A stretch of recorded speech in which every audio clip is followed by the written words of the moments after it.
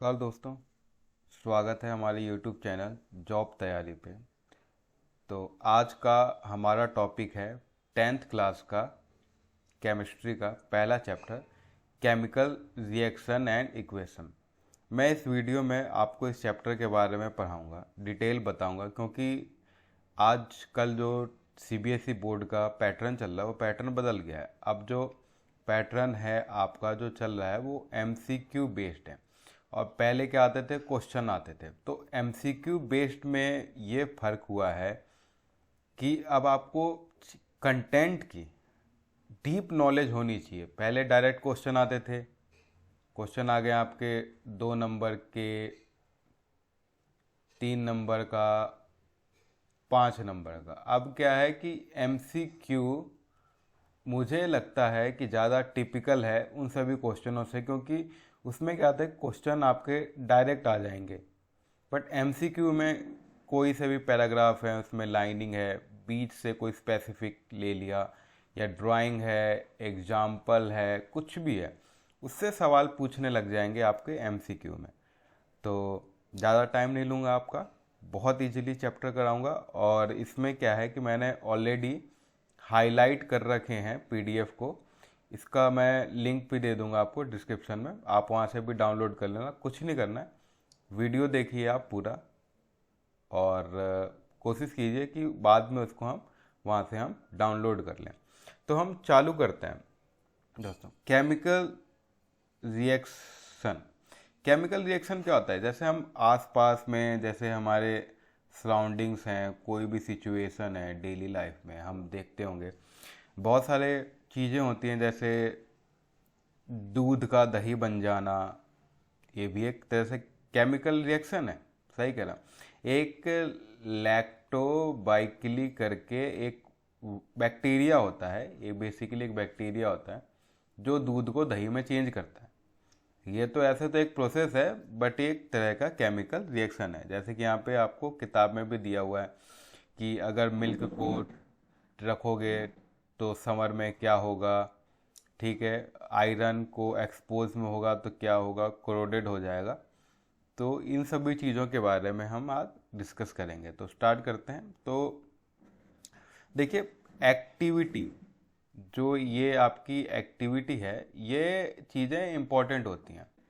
इसको आपको वो नहीं करना है एक्टिविटी को, ठीक है। एक्टिविटी जो होती है हमारी वो इम्पोर्टेंट होती है, तो इनको आप देखना, एक्टिविटी पे फोकस सही कर रखना अपना। ठीक है, स्टार्ट करते हैं। तो इस एक्टिविटी में जैसा कि दिया गया है आपका मैग्नीशियम, MgO। ये क्या होता है, ये एक मैग्नीशियम रिबन है। ये रहा आपका मैग्नीशियम रिबन, उसका केमिकल फॉर्मूला हो गया MgO। कुछ फॉर्मूले आपको याद रखने होंगे, जैसे कि हो गया हमारा मैग्नीशियम, इसे मैग्नीशियम हो गया, तो इसका जो मैग्नीशियम Mg हो गया। अब इसमें जो ये ऑक्सीजन लगा हुआ है, ये इसको चेंज कर देगा पूरा, ये हो जाएगा मैग्नीशियम डाइऑक्साइड। तो इसके बारे में कि ये कैसे बना हुआ है, ये जो पर्टिकुलर है MgO कैसे बना, इसके बारे में इस एक्टिविटी में बताया गया है। जैसे कि आप देख सकते हैं, देखिए जैसे यहाँ पे लिखा हुआ भी है, burning of magnesium ribbon in air collection of magnesium oxide. अब हम थोड़ा सा नीचे चल के देखते हैं क्या कहने की कोशिश कर रहा है एक्टिविटी।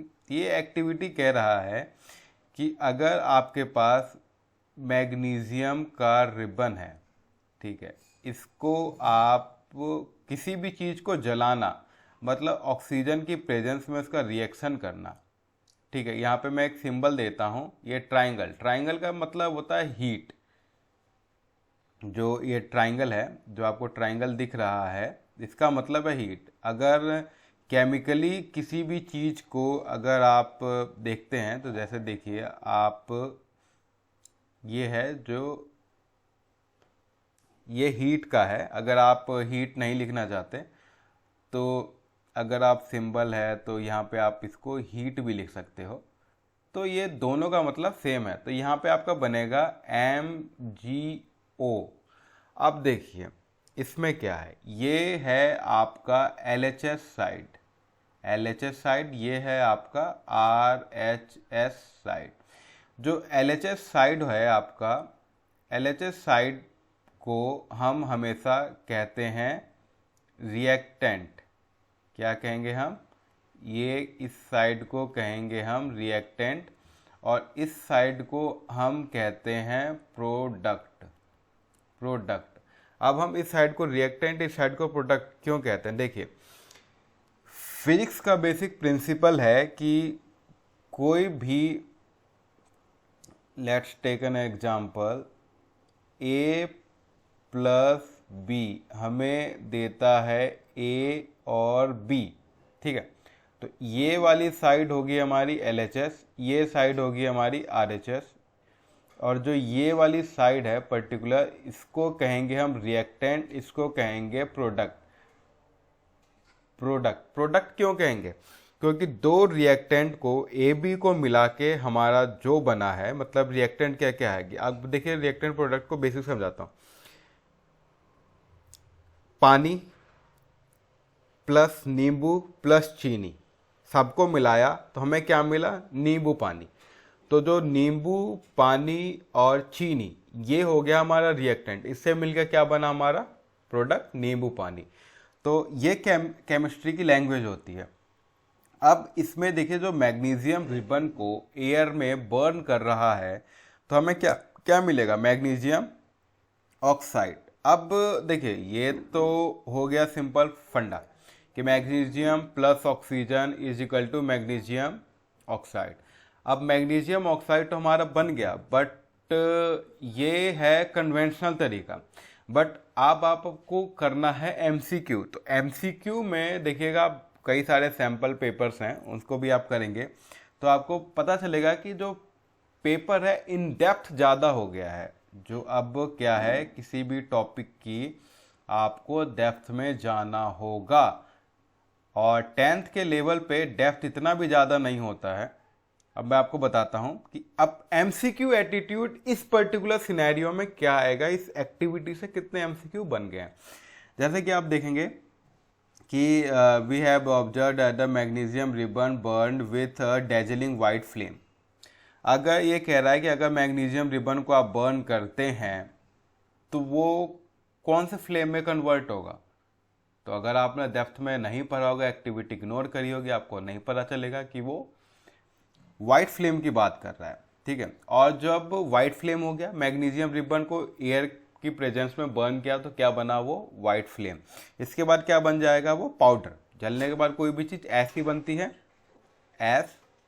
एस मतलब राख, ठीक है। अब बन गया हमारा फाइनल प्रोडक्ट, क्या हुआ? Magnesium oxide. Magnesium plus oxygen क्या बना हमारा? Magnesium oxide.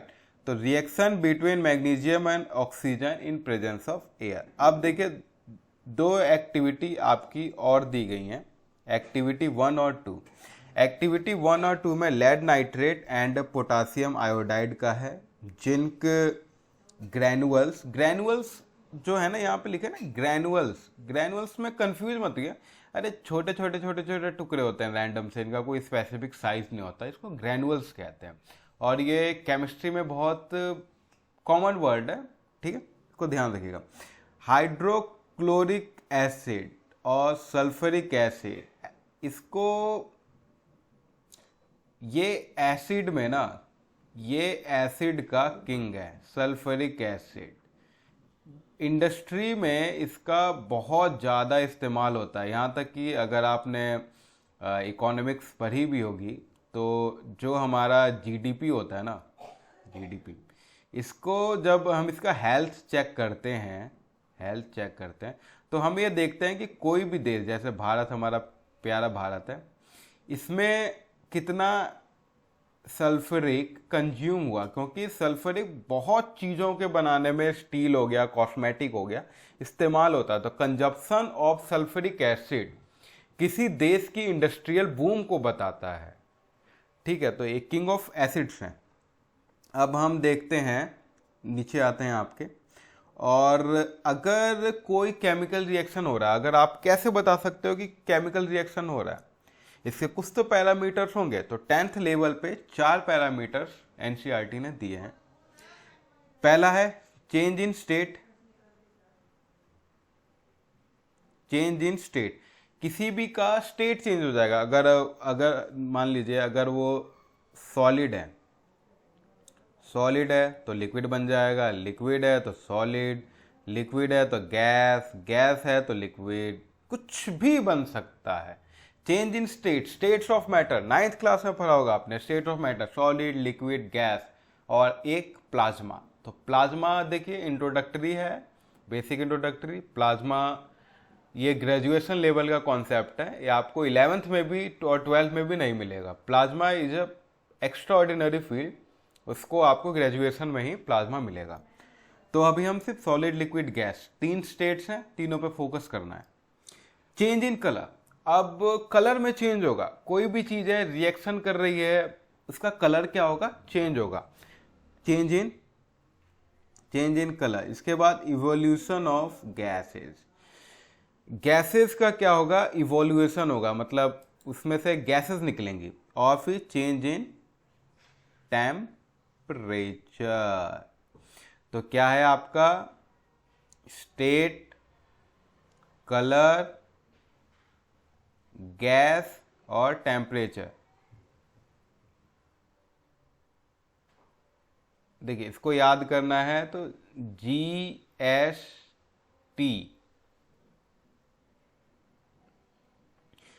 जीएसटी बहुत कॉमन वर्ड है, आप लोगों ने सुना होगा। ऐसे ही तरीकों से याद कर लो इसे, कुछ नहीं करना। जीएसटी गुड्स सर्विसेज टैक्स, इसमें मत जाइए। जी फॉर गैस, गैस इवॉल्व होगा। स्टेट, हाँ स्टेट चेंज होगा। टी फॉर टेम्परेचर, ठीक है, और सी फॉर कलर। तो आपको याद नहीं हो रहा, आप याद करो जीएसटी, दिमाग में याद रखना। सी मेरे ख्याल से अपने आप ही आपको याद आ जाएगा, नहीं तो आपको लगेगा 3 तो है, चौथा क्या है, तुरंत दिमाग में आया, कलर, बस हो गया खत्म। अब आपको देखो एक बेसिक चीज मैं बता देता हूं यहाँ पे, कि जब रिएक्शन में याद कर रहे हैं तो एक देखो M4 होता है मेटल, मेटल प्लस एसिड, ये एक बेसिक रिएक्शन है, ठीक है। कुछ कंपाउंड मिलेगा यहाँ पे, आई डोंट नो, मैं बताऊंगा नहीं यहाँ पे, ठीक है, कुछ भी मिल सकता है।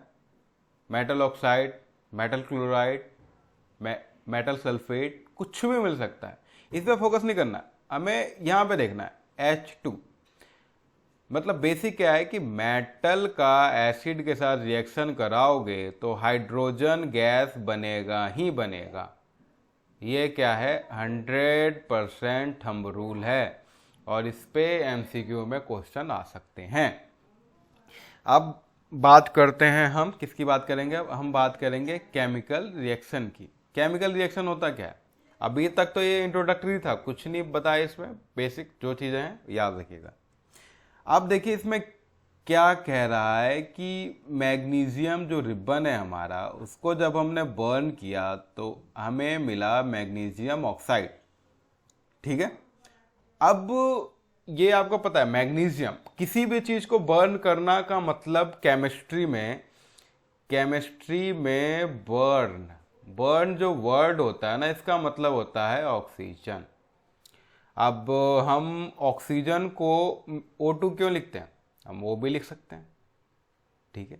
तो ये होता है बैलेंसिंग, ये चेक करता है स्टेबिलिटी।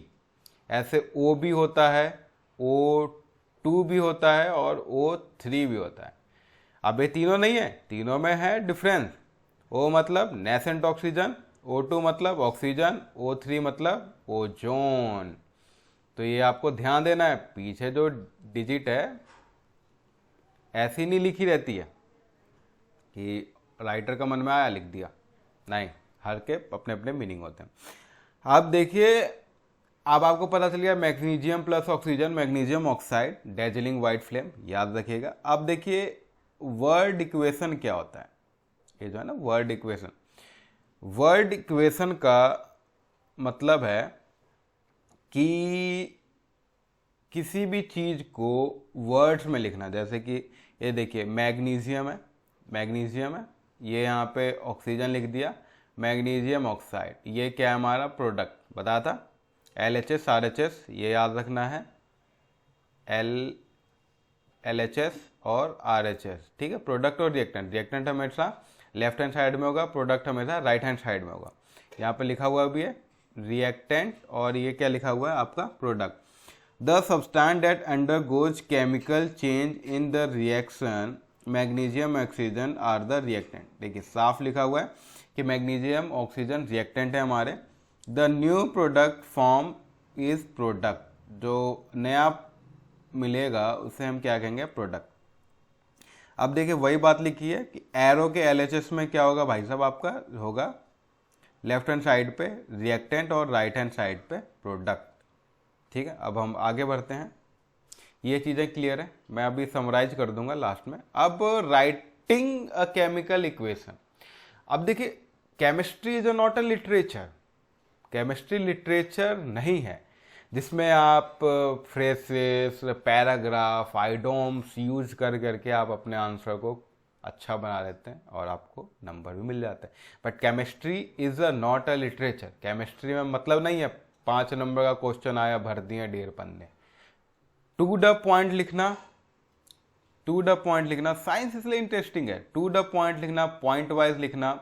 अगर देखिए हमें अभी आपका पैटर्न चेंज हो गया है, वरना मैं आपको बता था कि अगर 5 नंबर का भी क्वेश्चन है ना तो पॉइंट वाइज लिखो, 1 2 3 ऐसे करके पॉइंट, ज़्यादा अच्छा है, पढ़ने में आसानी होती है और CBSE सबसे ज़्यादा मार्क्स इसी पैटर्न को देता है। ये होता है रिप्रेजेंटेशन। बट आपको रिप्रेजेंटेशन इस बार नहीं करना, इस बार MCQ है। तो MCQ में देखिए, अब राइटिंग अ केमिकल इक्वेशन, जो MCQ है आपको केमिकल इक्वेशन लिख के दे देगा, magnesium plus oxygen, magnesium trioxide, magnesium ferro oxide, magnesium sulphate या मैग्नीशियम ऑक्साइड। तो ये आपको याद रखना है कि magnesium plus oxygen magnesium oxide होता है। ये आपको वर्ड इक्वेशन में भी आ सकता है जिसमें वर्ड्स में लिखे होंगे, या फिर केमिकल इक्वेशन। अब जो वर्ड इक्वेशन है, ठीक है, ये जो था हमारा, इसे कहते हैं, जो हमने ये इस तरीके से लिखा वर्ड इक्वेशन। अब वर्ड इक्वेशन को हमें सिंबल में, सिंबल्स में लिखना, सिंबल्स में लिखना वर्ड को। तो केमिस्ट्री में एक वर्ड है, देखिए ये है स्केलेटॉल केमिकल इक्वेशन। स्केलेटॉल क्या होता है? स्केलेटॉल स्केलेटन से बना हुआ है, स्केलेटन से बना हुआ है। स्केलेटन ह्यूमन बॉडी है, ये हो गए हाथ, ये पैर, ये एक स्केलेटन आपने बायो लैब में देखा होगा, एग्जैक्टली उसी से बना हुआ स्केलेटॉल रिएक्शन। स्केलेटॉल रिएक्शन क्या कहता है कि पूरा ना लिख के कि मैग्नीशियम प्लस ऑक्सीजन, वो पूरा ना लिख के कुछ हम कीज इस्तेमाल कर ले, लाइक जैसे IUPAC है, IUPAC ये ऑर्गेनाइजेशन है, इंटरनेशनल लेवल पे इसकी क्रेडिबिलिटी है, ये किसी भी चीज़ का नाम देती है कि इन केमिस्ट्री, इसने हर चीज़ के नाम दिए हुए हैं, आप अपनी मर्जी से नहीं कर सकते, रिस्ट्रिक्टेड है। जो सिंबल IUPAC ने दिए आपको इस्तेमाल करना है। तो मैग्नीशियम को MG, M कैपिटल, तरीका ऐसा नहीं कि M और G, गलत हो जाएगा। कैपिटल M, पीछे वाला लेटर हमेशा छोटा, यही है सबसे सही तरीका, पहले बड़ा फिर छोटा। MG, सिंबल्स को ढंग से देखिएगा, MCQ में इन्हीं में घुमाएगा वो।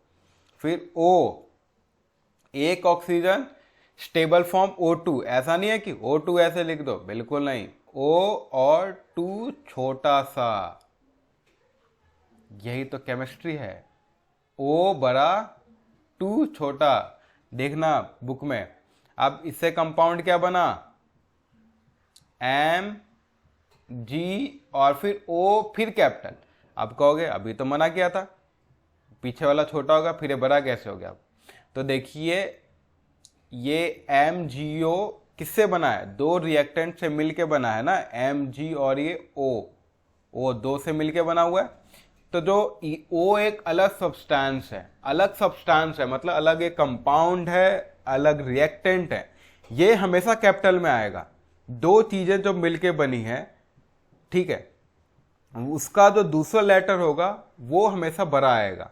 जैसे मैग्नीशियम का Mg था, अब ऐसा नहीं है कि मैग्नीशियम का हमारा हो गया M, फिर हम G कर दें, वो छोटा नहीं, ये सब बिल्कुल नहीं चलेगा। ठीक है, अब आते हैं हम अपने कॉन्सेप्ट पे, बैलेंस्ड केमिकल इक्वेशन। अब ये क्या है बैलेंस्ड केमिकल इक्वेशन? जो इक्वेशन है हमारे, जैसे कि इक्वेशन होंगे, उसमें जो नंबर ऑफ एटम्स है ना, atoms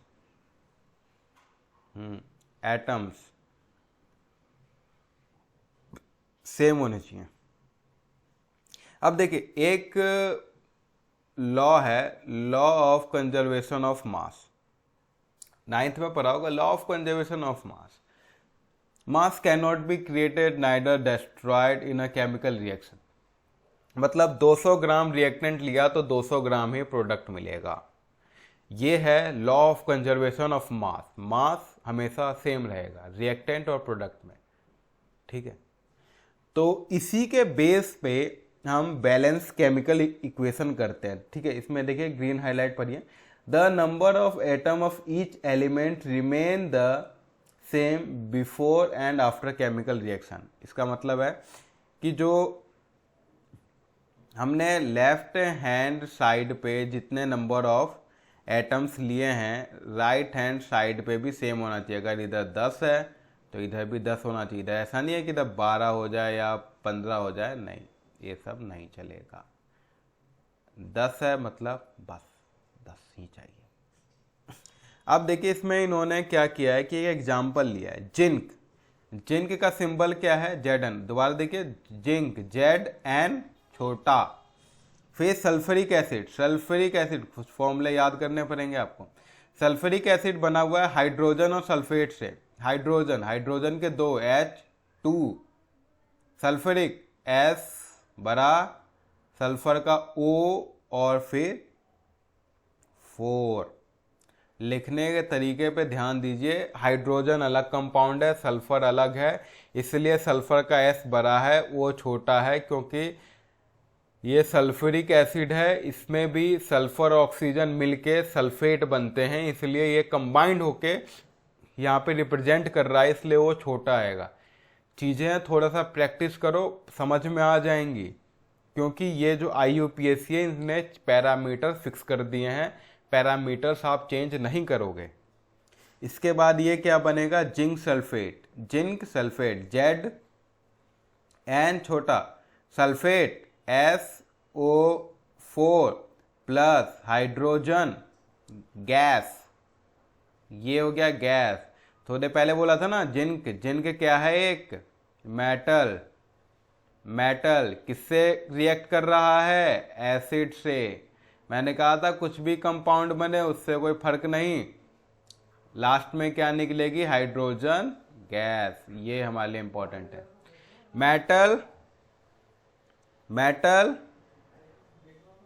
metal plus acid, hydrogen gas मिलेगा ही मिलेगा। अब देखिए हम रिएक्टेंट की बात करते हैं। अब बैलेंसिंग कैसे करना है? देखिए बैलेंसिंग का ना एक बेसिक रूल होता है। अभी मैं डिजिटल बोर्ड यूज़ नहीं कर रहा हूँ, क्योंकि अभी मैं क्या हूँ, ट्रायल ही कर रहा हूँ, तो मेरे पास डिजिटल बोर्ड है नहीं, वरना मैं डिजिटल बोर्ड पे आपको क्लियरली कराता है। इसमें थोड़ी मेरी भी लिमिटेशन है, हो सके आप समझते होंगे इस चीज़ को। अब देखिए इसमें क्या क्या इस्तेमाल किया गया है। इसमें जिंक है, हाइड्रोजन है, सल्फर है, ऑक्सीजन है। आप देखिए जिंक, हाइड्रोजन, सल्फर, इधर भी जिंक है, हाइड्रोजन है, सल्फर है और ऑक्सीजन है, ठीक है। तो इसमें एलिमेंट वाइज ना आप ऐसे इस साइड लिख लो, जिंक, हाइड्रोजन, सल्फर। अब नंबर ऑफ एटम्स देखो, जिंक जो है ऐसा लिखा हुआ है, इसके ना आगे कुछ ना पीछे कुछ, तो जिंक का क्या हो गया? LHS में एक एटम।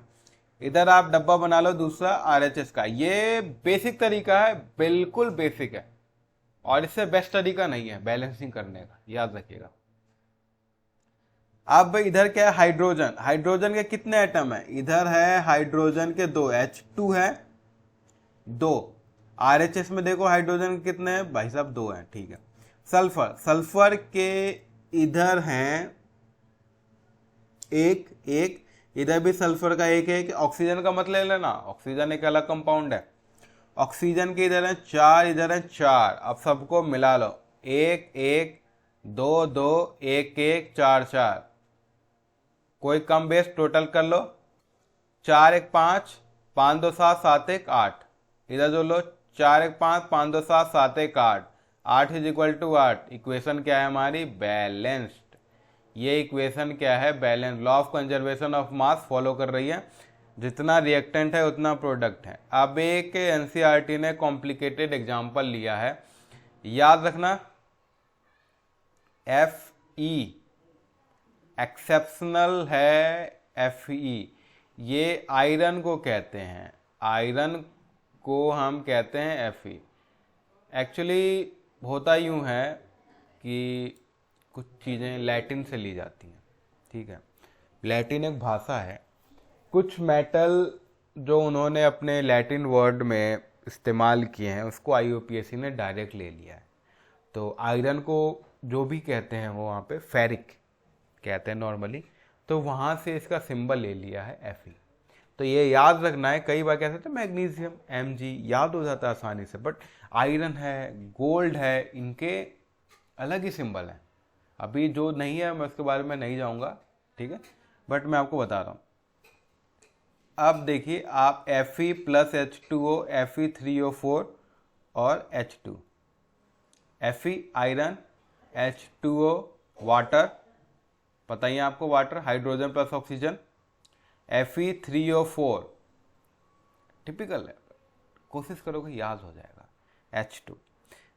देखिए अब जो ये रिएक्शन है इसको कह रहा है कि बैलेंस्ड करो।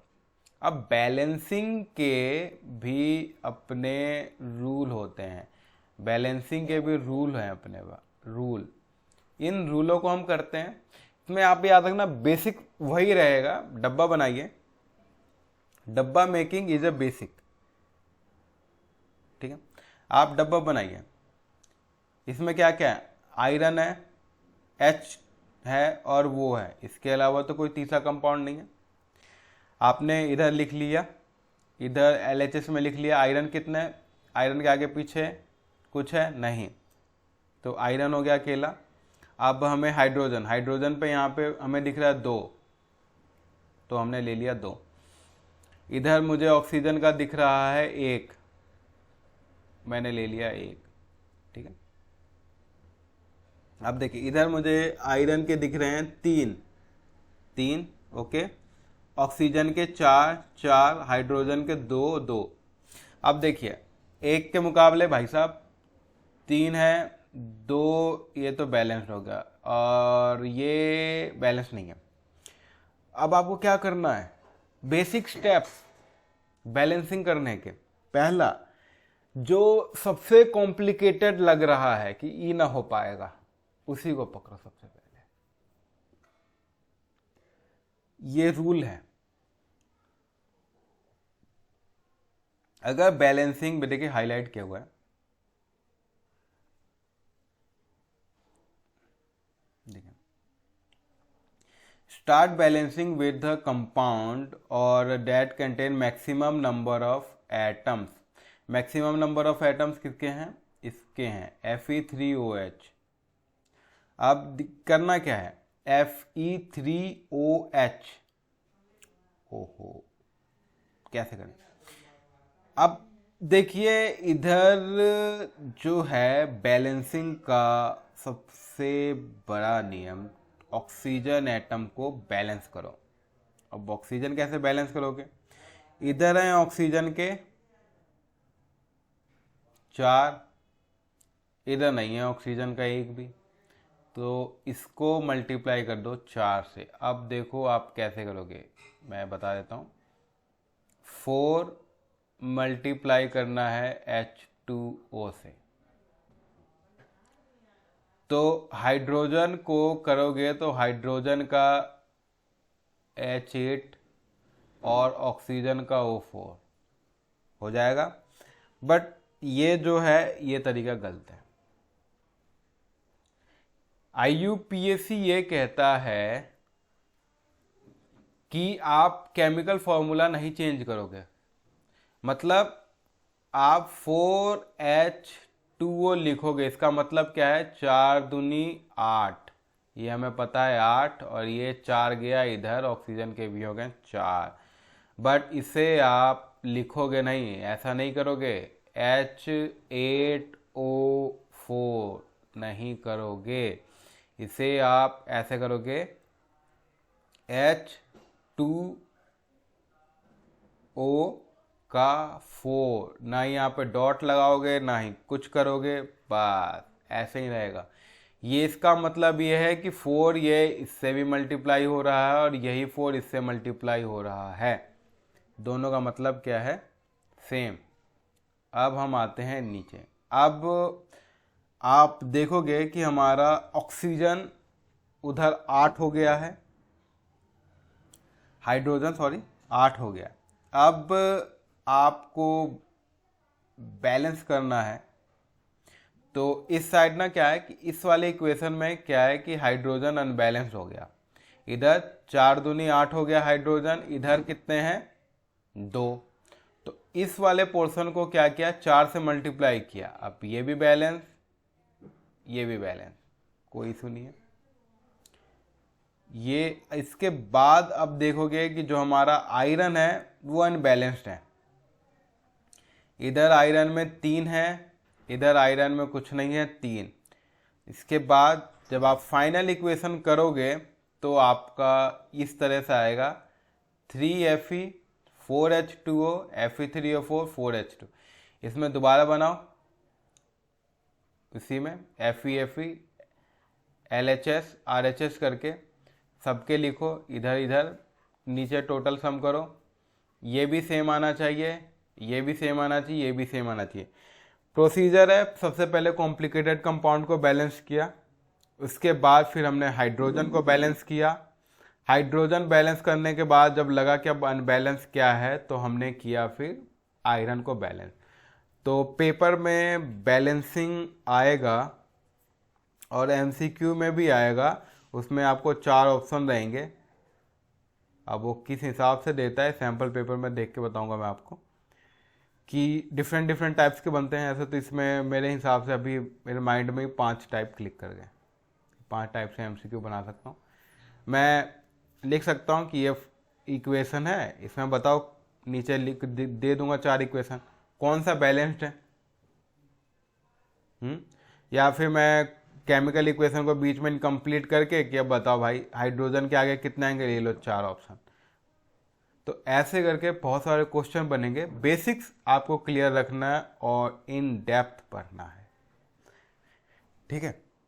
इसमें क्या है, आपको प्रैक्टिस, NCERT में ज़्यादा एग्जाम्पल नहीं है, बट आप सैम्पल पेपर है उसमें देखना, बहुत सारे एग्जाम्पल बहुत सिंपल सिंपल आएंगे। ये जो था सबसे ज़्यादा, ये तो कॉम्प्लिकेटेड दिया इसने, ठीक है, तो इससे टफेस्ट लेवल नहीं आएगा। चीज़ों को याद रखना है, बैलेंस कैसे करना है। अब writing symbol of physical states, ठीक है। देखिए ये जो होता है ना फिजिकल स्टेट लिखना, फिजिकल स्टेट किसी भी का भी फिजिकल स्टेट लिखना, ये वैसे CBSE में कंपलसरी नहीं है, इट्स नॉट कंपलसरी, नंबर नहीं कटते, but you are dealing with MCQ। उसमें क्या होते हैं, तुम्हारे 4 ऑप्शन होते हैं, 4 ऑप्शन में से तुम्हें ऑप्शन एलिमिनेट करना होता है, तो ये इम्पॉर्टेंट हो जाता है यहाँ पे MCQ की वजह से। उसमें मान लो मैग्नीशियम दे दिया, एक ऑप्शन में उसने सॉलिड डाल दिया, एक ऑप्शन में उसने लिक्विड डाल दिया, एक ऑक्सीजन में गैस डाल दिया, एक ऑक्सीजन में ऑप्शन में उसने एक्वस डाल दिया। अब बताओ कौन सा सही है। अब तुम्हें तो मैग्नीशियम याद है, स्टेट याद ही नहीं है, हो गई दिक्कत। मेटल है, लिक्विड होगा नहीं। मेटल है, गैस होगा नहीं, मेटल है। किसी एसिड के साथ या बेस के साथ रिएक्ट कर रहा है तब एक्वस होगा, वरना एक्वस पे नहीं होगा। तो समझ रहे हो ना। तो ये स्टेट एमसीक्यू की वजह से इंपॉर्टेंट हो जाते हैं कि सॉलिड है, लिक्विड है, गैस है, क्या है। ये स्टेट यहाँ पे जाके आपके लिए इंपॉर्टेंट हो जाएंगे। तो आपको याद रखना है कि 4 स्टेट होते हैं केमिस्ट्री में। Solid states of matter, 9th का पहला chapter, solid, liquid, gas. Solid, liquid, gas और प्लाज्मा। यहां पे भी है, सॉलिड है, लिक्विड है, गैस है। प्लाज्मा रिफ्लेक्स हो गया एक्वस। अब आपको एक्वस में दिक्कत आ रही होगी कि what is the aqueous. AQUES, aqueous. Aqueous क्या होता है कि कोई पानी है, उसमें कुछ मेटल वेटल डला है, वो मिला नहीं है, सस्पेंडेड फॉर्म में है किसी भी चीज़ का, ना सॉलिड है ना लिक्विड है, एक सस्पेंडेड फॉर्म में है उसमें, ठीक है। तो उस फॉर्म को क्या कहते हैं, एक्वस। एक्वस लिक्विड और एक्वस में कंफ्यूज मत कर देना, लिक्विड इज अ लिक्विड। अगर लिक्विड में हम एसिड डाल दें, उसमें मेटल डाल दें, कुछ गाढ़ा सा हाई विस्कस कंपाउंड बने जिसकी विस्कोसिटी ज़्यादा हो, एक्वस होगा। Aqueous is a solution. Aqueous एक सॉल्यूशन है 2-3 टाइप के सब्सटेंसेस का, जैसे HCl एक्वस है, hydrogen plus chlorine, chlorine. H2SO4 aqueous है, hydrogen plus sulphur plus oxygen से बना है, हाइड्रोजन सल्फाइड एक्वस है। एसिड एक्वस हुआ। बेसिक चीजें ज्यादा याद रखना, जो एसिड है हमारा वो हो गया हमारा एक्वस। अब ये आपको पहचानना है। लाइक देखिए, अब देखिए इसमें देखिए क्या होता है, आयरन Fe, सॉलिड H2O। अब कहेंगे H2O ये तो लिक्विड होता है, ये गैस कैसे? आप पूछ सकते हैं ये गैस कैसे। अब ये गैस इसलिए क्योंकि केमिकल रिएक्शन में देखिए नीचे क्लैरिफिकेशन दिया हुआ है, G is use H2O to indicate that is the, ये स्टीम फॉर्म में किया गया है। ये जो रिएक्शन है Fe प्लस 4H2O FeOH3 जो बना है, जिसे अभी हमने बैलेंस किया है, इसमें स्टीम फॉर्म ऑफ H2O चाहिए। ये बन गया MCQ का क्वेश्चन। अब MCQ में क्या पूछेगा, which state of hydrogen used in FeOH2 equation करके दे देगा, उसमें पूछेगा आपके पास option solid, liquid, gas, aqueous, क्या आएगा। इन डेप्थ नहीं पढ़ा होगा तो नहीं पता चलेगा कि वो गैस है। इसलिए जो मैंने PDF बनाई है, मैंने ऑलरेडी आपको हाईलाइट कर रखा है कि वीडियो देखने के बाद आप डिस्क्रिप्शन से PDF जाएं तो चीज़ें क्लियर दिख जाए, ठीक है। और ये चीज़ समझ में आ गई। अब एक वर्ड है यहाँ पे जिसे मैंने ब्लू से हाईलाइट किया हुआ है, कैटालिस्ट। अब देखिए मैं बताता हूँ। Sometimes the reaction conditions such as temperature, pressure, catalyst, etc. for the reaction indicated above and below the arrow. Above and below the arrow. अब देखो ये मेरा कंपाउंड है, ये एरो है, यहाँ से मुझे ये मिल गया। देखिए शुरुआत में ही जब मैं शुरुआत में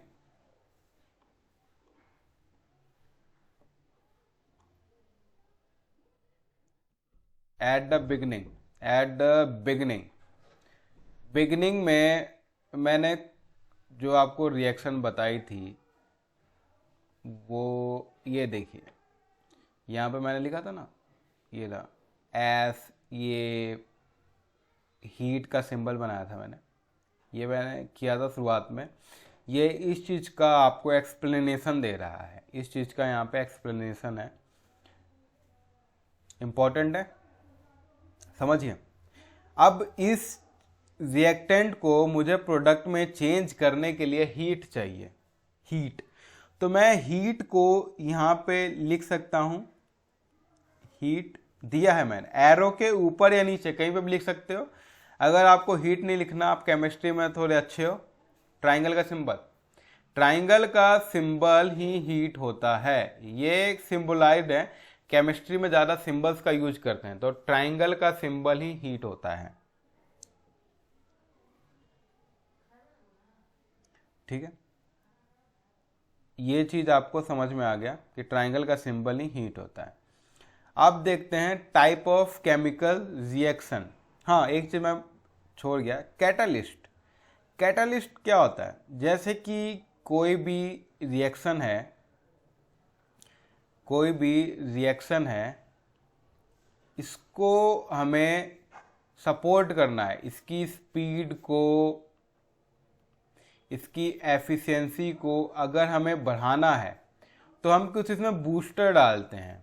बूस्टर, उस बूस्टर को, कि जो एक रिएक्शन का जो बैरियर होता है ना, बैरियर होता है, यहाँ पे रिएक्टेंट है, यहाँ पे प्रोडक्ट है, यहाँ पे कंपाउंड है, इनको क्या होती है, एनर्जी चाहिए होती है कि इस बैरियर को जंप करके यहाँ पे आए ताकि ये हमें प्रोडक्ट मिले। बट एनर्जी इतनी ज़्यादा नहीं होती कि ये बैरियर को जंप कर पाएंगे, यहाँ रह जाएंगे यहाँ। तो हम इसमें क्या देते हैं, बूस्टर, ताकि वो एनर्जी बैरियर को जंप कर सके और प्रोडक्ट बना सके। इसी चीज को हम कैटालिस्ट कहेंगे। ठीक है, अब type of chemical reaction. Chemical reaction कितने टाइप के होते हैं? एक्चुअली केमिकल रिएक्शन जो होते हैं वो देखिए, आप देखिए, actually chemical reaction involve the breaking and making of bond between the atom to produce a new substance. अब देखिए, कुछ आपको नया बनाना है, आपको एक चीज दी हुई है, इससे मैं कहूंगा कि मुझे कुछ नया शेप बना के दो, तो ये आप इसको तोड़ेंगे या जोड़ेंगे, तब जाके तो कुछ ऐसा बनाएंगे। तो वही इस चीज को कह रहा है, breaking and making of bond. या आपको बॉन्ड को तोड़ना है या बॉन्ड को जोड़ना है, तभी तो आपको नया प्रोडक्ट मिलेगा। अब इससे आपको ये बनाना है प्रोडक्ट, ट्राइंगल से बनाना है सर्कल, तो या आप इस चीज को तोड़ेंगे या आप इस चीज को जोड़ेंगे, तभी तो ये बनेगा। वरना ये शेप कैसे बनेगा? या फिर इसको यहाँ से तोड़ा, इसके कोने झाड़े, यहाँ पे कुछ गोला डाला, तब जाके बनेगा। तो यही इसी चीज को कह रहा है। अब है chemical oxide, calcium oxide react. ये क्या है, एक एक्टिविटी बताता हूँ। एक्टिविटी में क्या है, कैल्शियम ऑक्साइड है, कैल्शियम है, इसको पानी के साथ मिलाना है तो क्या बनेगा? बहुत इंपॉर्टेंट इक्वेशन है, हर बार पेपर में आता है। तो ये बनेगा Ca, कैल्शियम का सिंबल हो गया। आप देखो, ये हो गया OH2। अब आप कहोगे ये क्या बला है, ये कैसे लिख दिया? Ca ऐसे लिखो ना, CaOH2। तो भाई साहब CaOH2 तो चलो चल जाएगा, बट ये जो है ना, ये 2 यहां पे भी आना है, तो आप कहोगे कि ऐसा लिख दो जी। तो फिर ये तो इससे ही मल्टीप्लाई हो गया 2, इसको क्या कर देगा 4। समझ रहे हो ना, इससे भी मल्टीप्लाई हो गया, उसको कर देगा ये 4। कैसे करोगे? तो मैथ्स का रूल, ब्रैकेट डाल दो, ब्रैकेट OH2, मतलब ये जो 2 है इससे ही मल्टीप्लाई होगा, इससे ही मल्टीप्लाई होगा, इससे नहीं होगा। मैथ्स का रूल याद है ना? तो इसीलिए ये बैलेंसिंग है, इन इक्वेशन को बैलेंस करके देखना, ये बिल्कुल बैलेंस मिलेंगे आपको। ये बैलेंसिंग का नेक्स्ट लेवल दे है यहाँ पे। अब देखिए, इससे इंपॉर्टेंट चीजें जो क्या क्या निकल के आती हैं। कैल्शियम ऑक्साइड वाटर के साथ कैसे रिएक्ट करता है? विग्रेसली। विग्रेसली मतलब बिल्कुल खतरा पता, मतलब बिल्कुल अचानक से कुछ भी हो जाएगा, मतलब हीट निकलेगी, साउंड निकलेगा, अजीब अजीब चीजें निकलेगी। रैपिड, यहां पे क्या कह सकते हैं आप, रैपिड, कुछ भी हो सकता है। अब देखिए CaO, हमेशा पेपर में आता है। CaO को हम क्या कहते हैं? इसे कहते हैं क्विक लाइम, क्योंकि जल्दी रिएक्ट करता है इसलिए क्विक लाइम। वाटर, अब इसका जो कंपाउंड है CaOH2, इनके नाम याद रखना, इसे कहेंगे स्लेक्ड लाइम, इसे कहेंगे हम स्लेक्ड लाइम। ठीक है, पेपर में पूछता है क्विक लाइम का केमिकल बताइए, क्या कहते हैं क्विक लाइम को? क्विक लाइम को कहते हैं CaO, स्लेक्ट लाइम CaOH2। इसका जो फाइनल कंपाउंड है और इसके साथ क्या निकलता है, बहुत अमाउंट ऑफ हीट। अब इस स्लेक्ड लाइम को भी, जो ये है हमारा स्लेक्ड लाइम, इसको केमिस्ट्री में क्या कहते हैं? स्लेक्ड लाइम तो ये हो गया कि ये एक नाम हो गया, एक अलग नाम। केमिस्ट्री से क्या कहती है? केमिस्ट्री इसे कहती है कैल्शियम हाइड्रो ऑक्साइड। ये सारे नाम याद रखना है, ठीक है। अब जो ये रिएक्शन है, इस रिएक्शन को क्या कहेंगे? इस रिएक्शन को कहेंगे हम कॉम्बिनेशन रिएक्शन। क्यों? क्योंकि इसमें दो चीज़ें कंबाइंड हो रही हैं। क्या हो रही हैं? दो चीज़ें कंबाइंड हो रही हैं। कंबाइंड होने, दो चीज़ों के कंबाइंड होने की वजह से इसे हम कह रहे हैं कॉम्बिनेशन रिएक्शन। अब कॉम्बिनेशन कैसे, देखिए,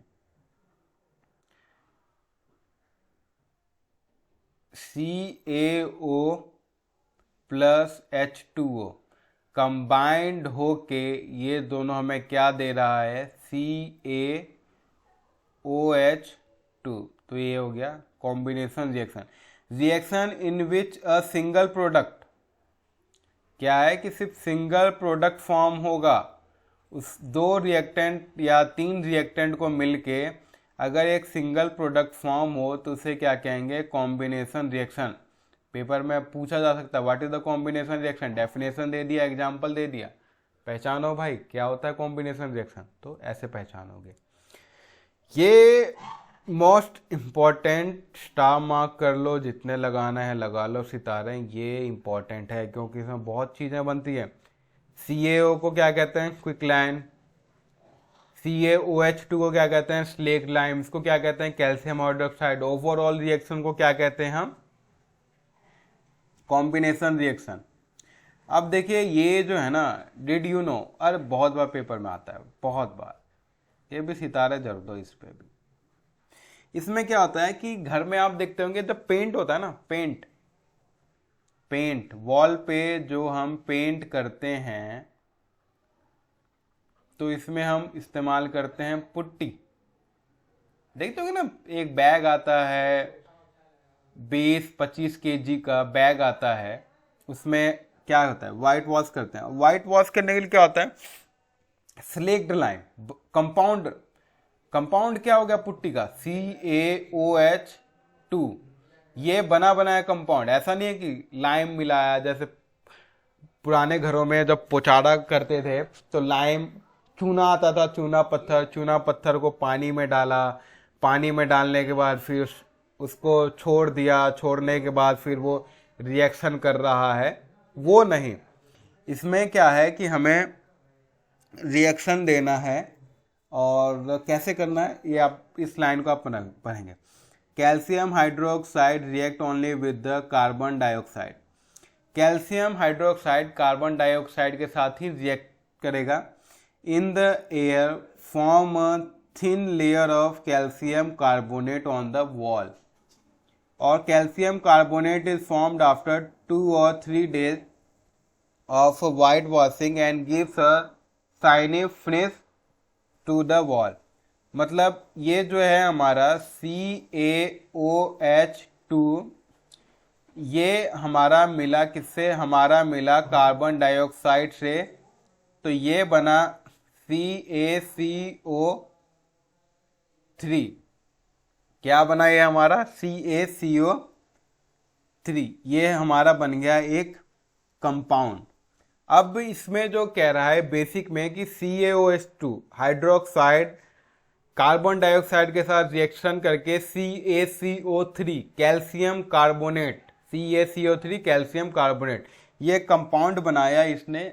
और ये जो कंपाउंड है ये आपके दीवार पे सेट होता होता 1 से 2 दिन में फिर एक शाइनिंग लेयर बना देता है, क्योंकि इसके जो अंदर मौजूद पानी होता है ना, ये इवेपोरेट हो जाता है। ये चीज़ें पेपर में आती हैं। इसमें बेसिक्स क्या है? कैल्शियम हाइड्रोक्साइड आपको याद करना है ये वाली इक्वेशन,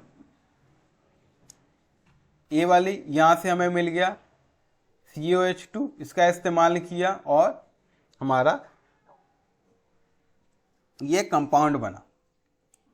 अब देखो कॉम्बिनेशन रिएक्शन के कुछ एग्जाम्पल दिए। कॉम्बिनेशन रिएक्शन, सिंगल प्रोडक्ट बनेगा, कोल प्लस ऑक्सीजन CO2 बन गया। Formation of water H2 plus O2 H2O। देखिए यहां पे भी टू लिखा हुआ है, यहां पे भी 2 है, बैलेंस्ड है। हमेशा पेपर में जो रिएक्शन आप लिखेंगे वो बैलेंस्ड होना चाहिए, नहीं तो नंबर कट जाएंगे। ये IUPAC का भी फॉर्मेट है और CBSE का भी। बैलेंस नहीं तो नंबर नहीं, आधे नंबर कट जाएंगे। अगर केमिकल रिएक्शन के 2 नंबर लिखने के मिलेंगे तो 1 नंबर मिलेगा। स्टेट लिखो ना लिखो चल जाएगा, पर इक्वेशन बैलेंस्ड होनी चाहिए।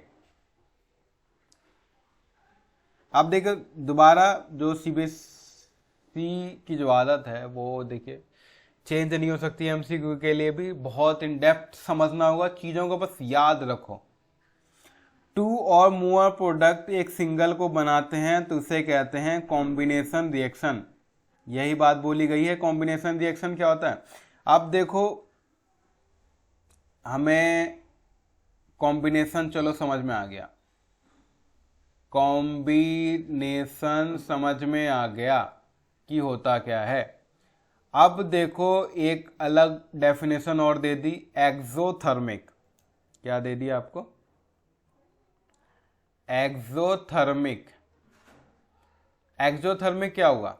एक्सोथर्मिक वो रिएक्शन जिसमें हमें हीट रिलीज हो, the large amount of heat is evolved.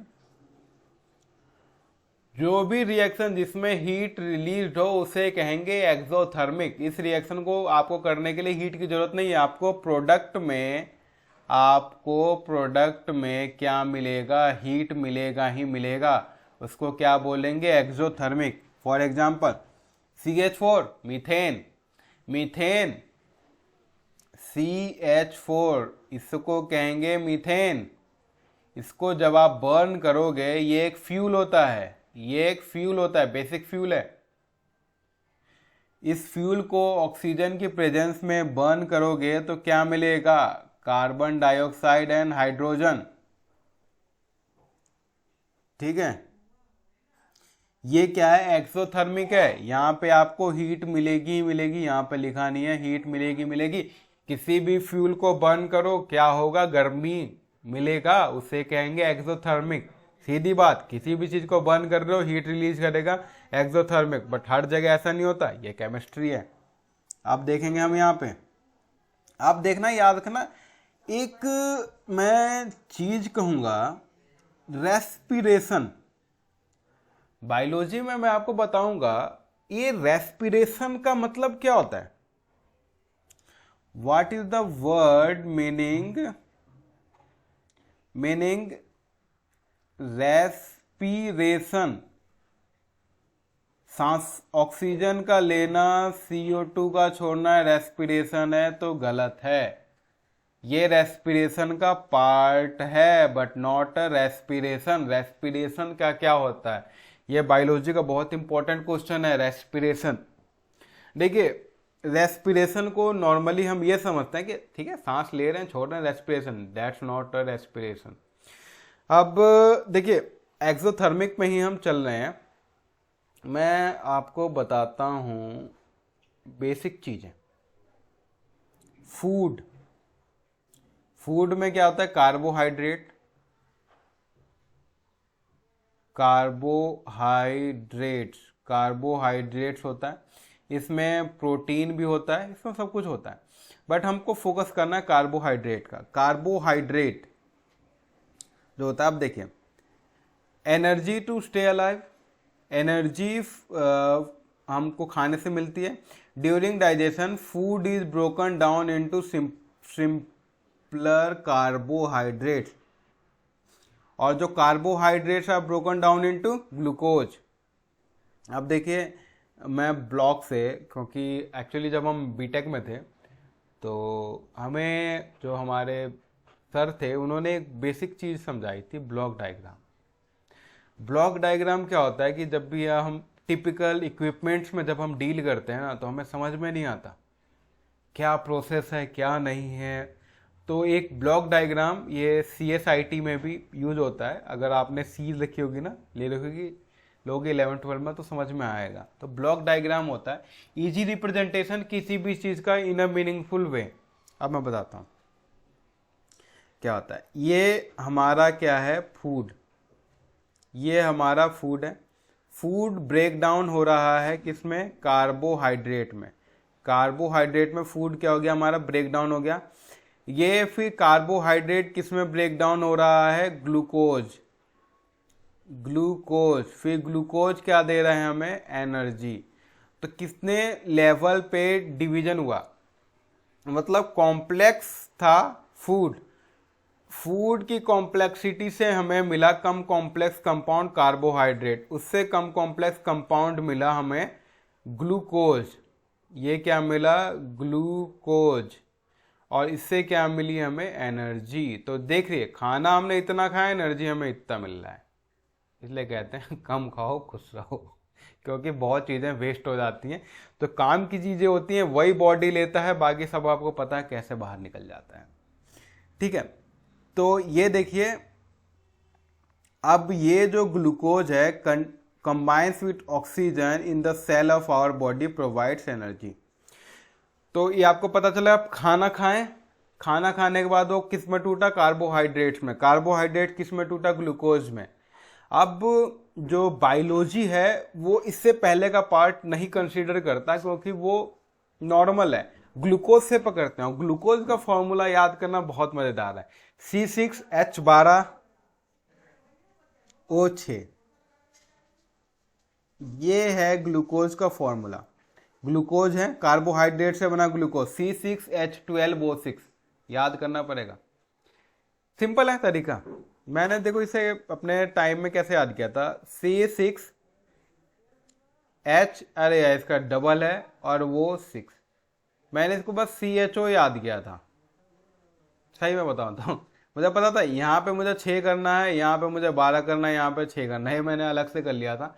मुझे टीचर ने कहा था ये बहुत गलत तरीका है, इस तरीके से नहीं करते। तो मैंने सर से कहा कि सर देखिए, बेसिक फंडा है, फॉर्मूला याद होना चाहिए। आप किस हिसाब से मेमोराइज कर रहे हैं वो सर अपने ट्रिक्स होते हैं। मैं बेसिक इस चीज़ को कभी नहीं भूलूंगा। मैं याद नहीं कर पा रहा, C6H12O6 में समझ में नहीं आ रहा, बट मुझे सीक्वेंस याद हो गया, CHO ये मुझे याद हो गया सर। मुझे पता है यहाँ पे 6 लगाना है, यहाँ पे 12, यहाँ पे 6। इससे क्या मुझे ये चीज़ याद हो जा रही है। पेपर में मैं गलत नहीं करूँगा क्योंकि मुझे फंडा याद हो गया। सर ने कहा ठीक है, ओके ठीक है। तो यहाँ से हमें मिला एक्वस, यहाँ से मिला हमें। अब एक्वस क्यों, क्योंकि बॉडी के अंदर जा रहा है, सेल में रिएक्शन है, हो सकता है किसी सस्पेंड से मिला हो, तो ये हो गया एक्वस। और हमारा फोकस है ये एनर्जी, जो हमें सबसे लास्ट में मिली है, एनर्जी। ठीक है, रिएक्शन इंपॉर्टेंट है। अब देखिए, डिकम्पोजिशन ऑफ वेजिटेबल, घर में देखते होंगे सब्जी भिंडी रखी रहती है, जब सड़ती है तो गर्म हो जाता है। आसपास की चीजें गर्म क्यों कर देते हैं, क्योंकि ये भी एक्सोथर्मिक रिएक्शन है। उसके अंदर भी तो कार्बोहाइड्रेट होगा, कुछ तो होगा जो रिएक्ट कर रहा है, लास्ट में हीट दे रहा है, सिंपल कंपाउंड में टूट रहा है, लास्ट में हीट के साथ एनर्जी दे रहा है, बट वो एनर्जी हमारे लिए नेगेटिव है। इसलिए एनर्जी 2 टाइप की होती है, पॉजिटिव और नेगेटिव, डिपेंड करता है आपको क्या चाहिए। ठीक है, अब हम आगे बढ़ते हैं। अब ये है हमारा अगला, डिकम्पोजिशन रिएक्शन। अब आपको ये पता है डिकम्पोजिशन क्या है। अब ये देखिए, जो वेजिटेबल है, जो यहाँ पे वेजिटेबल का एग्जांपल लिया था तो एक्सोथर्मिक रिएक्शन, हीट निकल रही है। याद रखना है, पूछ देगा MCQ में कि डिकम्पोजिशन हो रहा है, वो रिएक्शन क्या है, तो वो रिएक्शन है हमारा एक्सोथर्मिक। फेरिक सल्फेट, अब हम डिकम्पोजिशन पे बात करते हैं, तो यहाँ पे एक लिया हुआ है फेरस सल्फेट एक्टिविटी है इसका। ये देखिए फेरस सल्फेट को जब हीट करोगे ना तो एक अजीब सी बदबू आती है, इसीलिए उस स्मेल को हमें एब्जॉर्ब नहीं करना है, इसलिए हाथों से हिला हिला के इसको दूर रखना है। ये भी वाइवा में, जब वाइवा होता है ना, ये पूछा जाता है वाइवा में। तो देखिए, you have notice green colour of ferrous sulphate crystal has been change. ये चेंज क्यों हो रहा है? ग्रीन कलर हमारा फेरस सल्फेट का क्यों चेंज हो रहा है? ग्रीन कलर हमारा फेरस सल्फेट का इसलिए चेंज हो रहा है क्योंकि ये जो सिंगल रिएक्टेंट है हमारा वो ब्रेक डाउन हो रहा है। सिंगल रिएक्टेंट है हमारा वो ब्रेक डाउन हो रहा है सिंपलर प्रोडक्ट में।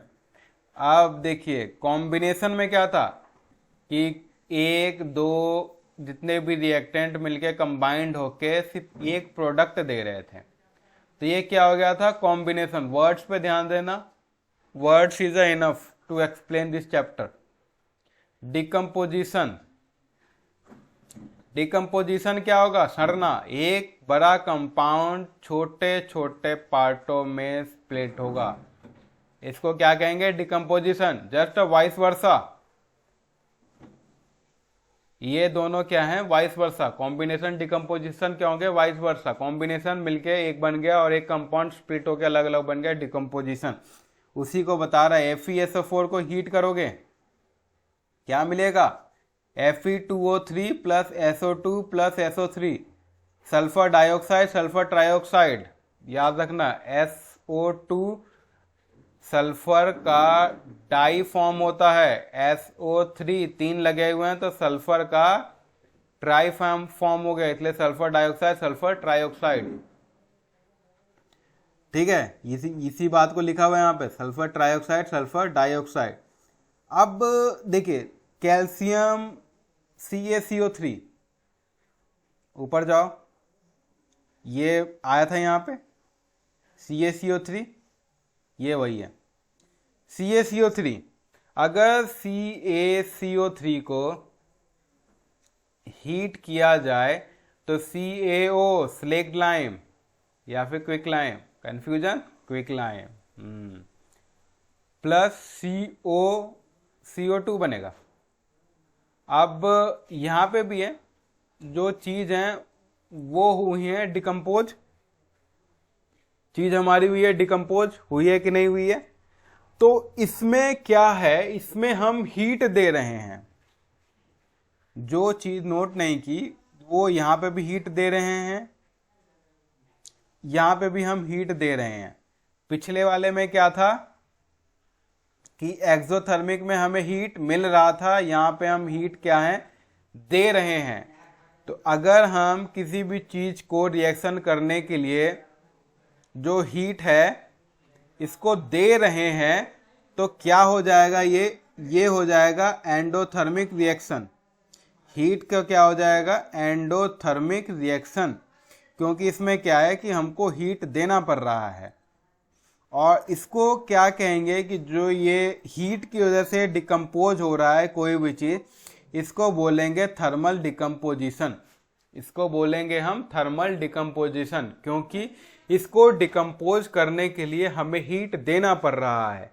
उसमें देखिए मैं आपको समझाता हूं, यहां पे थोड़ा सा हाँ स्पेस है मेरे पास। Exothermic, exothermic, endothermic. एक्सोथर्मिक में हमें हीट मिल रहा है, हमें हीट मिल रहा है। एंडो में हम इक्वेशन करने के लिए हीट दे रहे हैं, दे रहे हैं, अलग अलग है। एक्सोथर्मिक में हमें प्रोडक्ट में हीट मिल रहा है, इसमें हम हीट दे रहे हैं, बेसिक डिफरेंस। उसी तरीके से कॉम्बिनेशन और डिकम्पोजिशन, कॉम्बिनेशन और डिकम्पोजिशन अलग अलग हैं। एक में हम हीट दे रहे हैं, दूसरे में हम ले रहे हैं। ठीक है, आप बताओ लेड, अब एक अलग एक्टिविटी दे दी गई है, lead nitrate.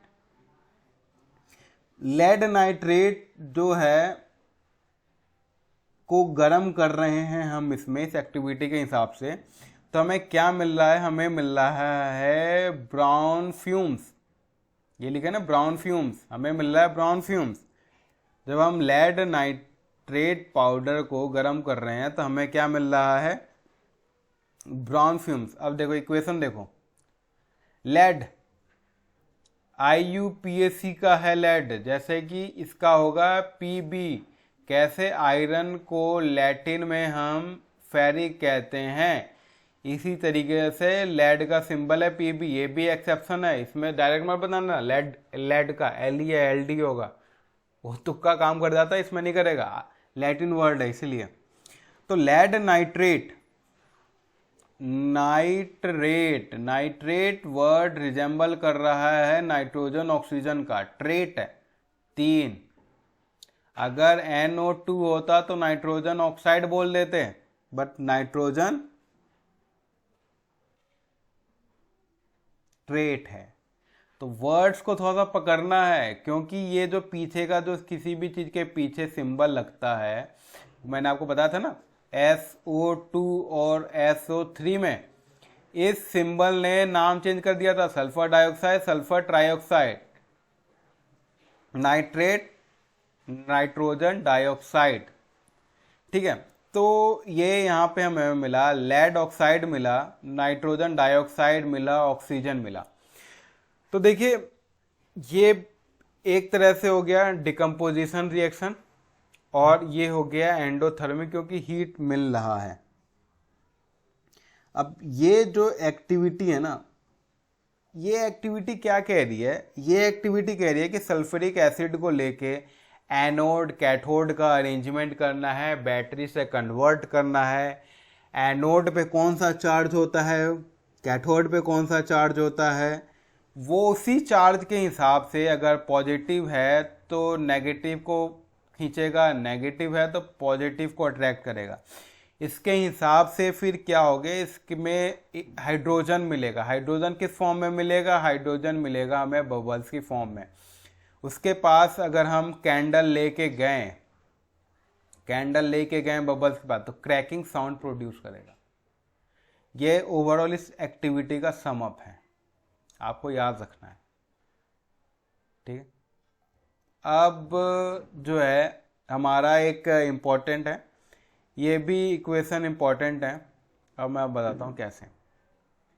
Silver chloride AgCl, silver चांदी, सिल्वर सिंबल क्या हो गया? Ag, ये भी लैटिन है, एक्सेप्शनल केस 3 मिल गए, आयरन, लेड, सिल्वर। अभी एक गोल्ड का अगर जिक्र होगा वो भी आता। सिल्वर क्लोराइड का Cl, अभी याद ना, CHLORID, क्लोराइड, क्लोराइड क्या बना? Cl। इसके बाद जो हमारा जो, अगर इसको हम सनलाइट, क्योंकि ये एंडोथर्मिक रिएक्शन है, हीट चाहिए, तो AgCl को सनलाइट में क्या करेंगे, तो Ag बनेगा और Cl2 बनेगा। और जो decomposition of silver chloride into silver and chlorine by heat, और जो सिल्वर क्लोराइड है ये ग्रे हो जाता है सन की कंडीशन में। ये MCQ में पूछा जा सकता है, सिल्वर क्लोराइड धूप की प्रेजेंस में डालें कौन सा कलर बनेगा, तो बनेगा वो ग्रे कलर। और इसका जो स्प्लिटिंग है डायरेक्ट है, स्प्लिट कर देगा AgCl। मैं आपको इस चैप्टर के सैंपल्स भी कराऊंगा और टाइम बताऊंगा अभी। ठीक है, तो अभी आपको मैं चैप्टर ब्रीफ कर रहा हूँ, फिर MCQ आएंगे, ऐसे करके मैं पूरा सिलेबस कवर कर दूंगा आपका। AgCl, Ag प्लस Cl2, मुझे एक चैप्टर को कवर करने में 1 to 1.3 मतलब 1 से 1.5 घंटे चाहिए होंगे बस एटलीस्ट। हो सके वीडियो देखते रहिए, बोर नहीं होंगे। मैं ऐसा कोई कॉमेडियन नहीं हूँ कि कॉमेडी करके बताऊँ, कॉन्सेप्ट ही समझा सकता हूँ। इंटरेस्ट है तो देखिए, नहीं है तो भी देखिए भाई, नंबर तो लाने पेपर में, कहाँ जाओगे। अब देखो सिल्वर ब्रोमाइड, सिल्वर ब्रोमाइड एक और इंपॉर्टेंट क्वेश्चन, MCQ AgBr धूप में रखेंगे क्या बनेगा, Ag और Br अलग हो जाएगा। ये तरीका गलत है लिखने का, इसको करना होगा बैलेंसिंग। Br2 है तो यहाँ पे लगाना पड़ेगा मुझे 2, तो बोरियम के हो गए मेरे पास दो यहाँ पे, बट मेरा सिल्वर अलग है तो यहाँ पे क्या करना पड़ेगा 2। ऐसे करके ये हो गई इक्वेशन बैलेंस्ड, ये इक्वेशन हो गई हमारी बैलेंस्ड। तो जो ब्लैक एंड वाइट फोटोग्राफी है ना, एक्चुअली आपने देखा होगा जो पुरानी फिल्म है उसमें फोटो क्लिक करते हैं तो एक स्पार्क सा निकलता है। वो स्पार्क क्या होता है, कैमरे को लाइट देता था, जिससे क्या हो गया कि फोटो आती थी हमारी उस जो फिल्म होती थी उस पे। तो जो इसी स्पार्क के लिए ना ये हम इस्तेमाल करते थे सिल्वर ब्रोमाइड। तो यहाँ पे लिखा भी है ब्लैक एंड वाइट फोटोग्राफी में इस्तेमाल करते हैं, मैंने इसको ऑलरेडी हाईलाइट किया हुआ है। अब देखिए अब क्या है सम अप, इस पैराग्राफ में एनसीईआरटी सम अप कर रहा है। डिकम्पोजिशन इक्वेशन रिक्वायर एनर्जी, ठीक है, वो एनर्जी हीट हो सकती है, लाइट हो सकती है, इलेक्ट्रिसिटी हो सकती है, ब्रेकिंग डाउन द रिएक्शन, इसे क्या कहेंगे एंडोथर्मिक। डिकम्पोजिशन में किसी भी चीज को तोड़ने के लिए आपको पता है ताकत चाहिए, ताकत चाहिए, आपको ताकत नहीं मिल रही है, ताकत चाहिए, तो क्या हो गया एंडोथर्मिक। बेसिक है, चीजों को वर्ड्स को पकड़िए, चैप्टर क्लियर हो जाएगा, वर्ड्स को पकड़ना आपने। अब आता है हमारा डिस्प्लेसमेंट रिएक्शन। डिस्प्लेसमेंट फिजिक्स में पढ़ा होगा, नहीं पढ़ा होगा तो पढ़ा दूंगा। डिस्प्लेसमेंट क्या होता है, किसी भी दो पॉइंट का शॉर्टेज डिस्टेंस होता है। अगर हम ऐसे ऐसे यूं गए तो ये क्या हो जाएगा, ये से तो हम कह सकते हैं डिस्टेंस, बट इन दोनों का शॉर्टेस्ट पार्ट जो होगा ये है, तो इसे क्या कहेंगे हम डिस्प्लेसमेंट। डिस्प्लेसमेंट मतलब एक चीज का दूसरे से हट जाना। अब इसमें ध्यान देना, ये एक इंपॉर्टेंट एक्टिविटी है क्योंकि डिस्प्लेसमेंट इसी के बेस पे है। हमें कील आयरन Fe और क्या करना है, हमें लेना है copper sulphate CuSO4। CuSO4 blue colour का होता है, याद रखना, आयरन। अब जो हम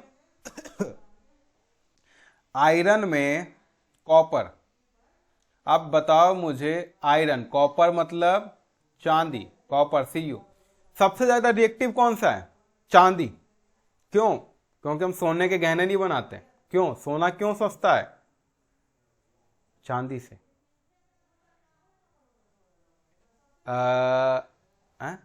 सोना सस्ता है चांदी से या चांदी महंगा है सोने से?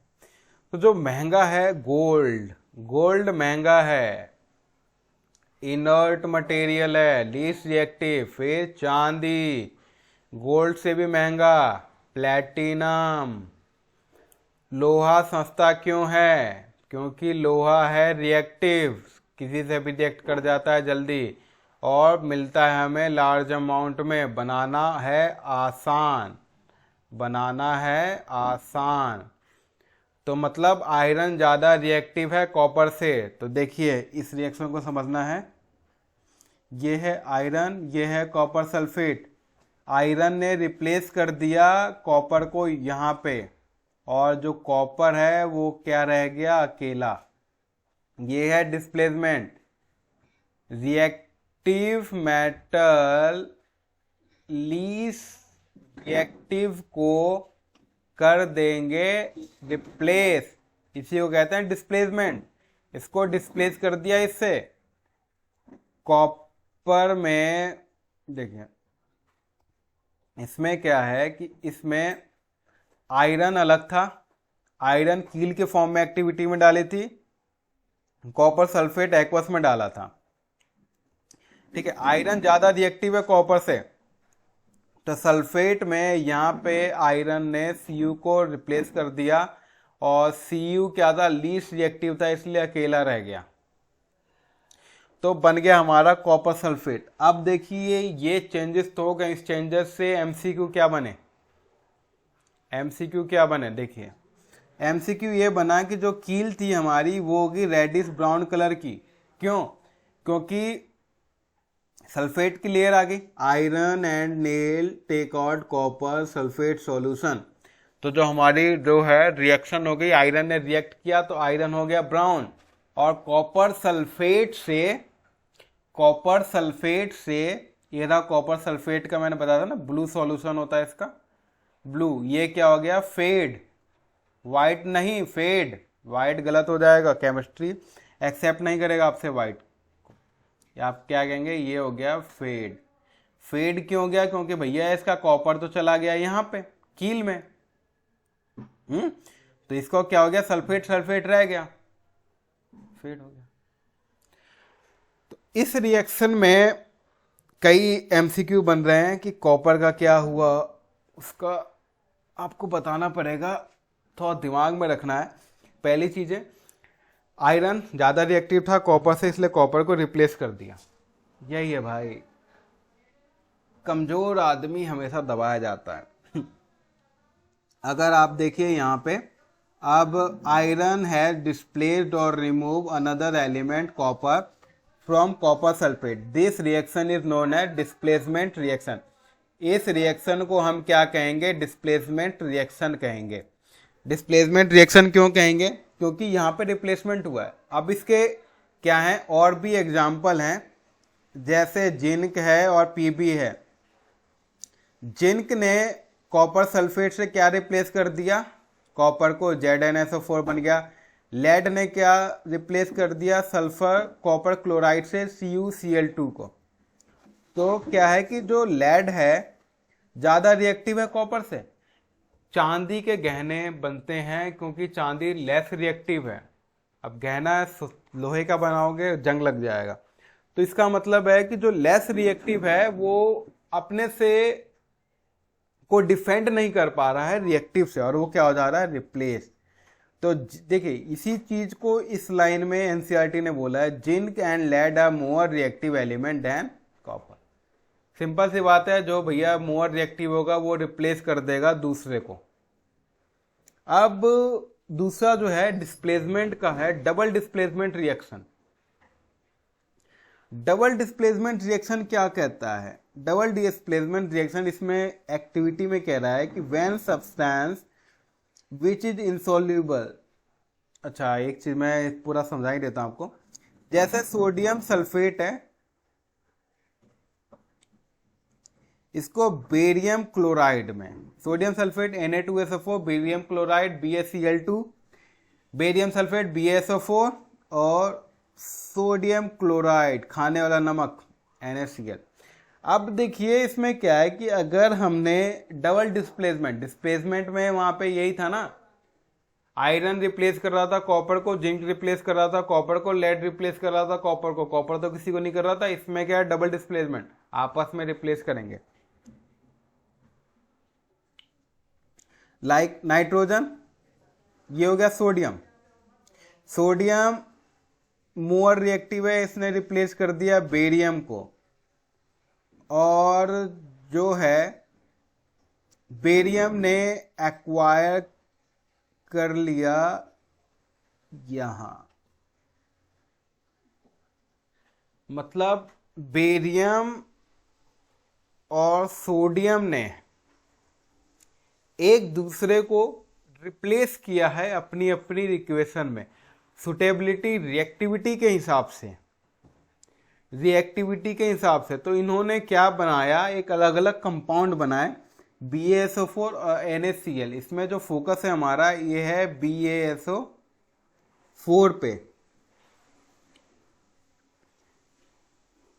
क्यों हमें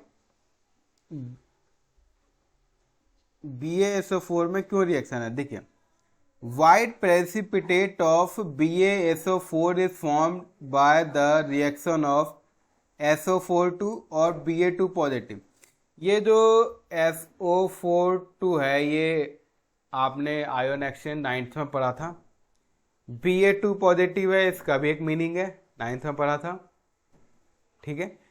क्योंकि जो एटम्स है ना, ये बताते हैं टू पॉजिटिव या नेगेटिव, कि ले सकता है या दे सकता है। कॉन्सेप्ट है कटायन और अनायन का, ठीक है।